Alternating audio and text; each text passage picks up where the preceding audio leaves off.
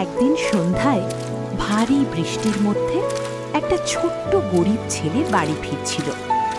হঠাৎ সে রাস্তার পাশে একটা কাঁপতে থাকা ছোট্ট বিড়াল দেখতে পেল।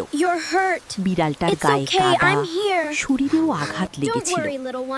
ছেলেটার নিজের কাছেও তেমন কিছু ছিল না, তবুও সে ছোট্ট বিড়ালটাকে কোলে তুলে নিল।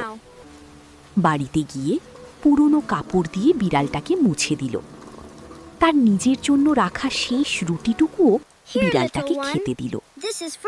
ধীরে ধীরে ছোট্ট বিড়ালটা সুস্থ হয়ে উঠল। এখন তারা দুজন সব সময় একসাথে খেলতো, ঘুমাতো আর সময় কাটাতো।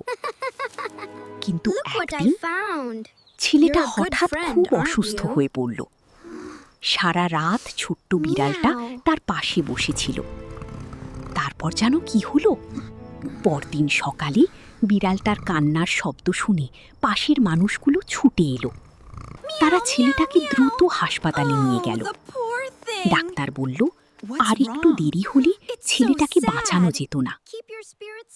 সত্যি ছোট্ট বন্ধুরা, ভালোবাসা আর দয়া কখনো হারিয়ে যায় না। একদিন না একদিন সেটা ঠিকই ফিরে আসে। আবার দেখা হবে নতুন গল্পে। সাবস্ক্রাইব করো কথা মনের গল্প।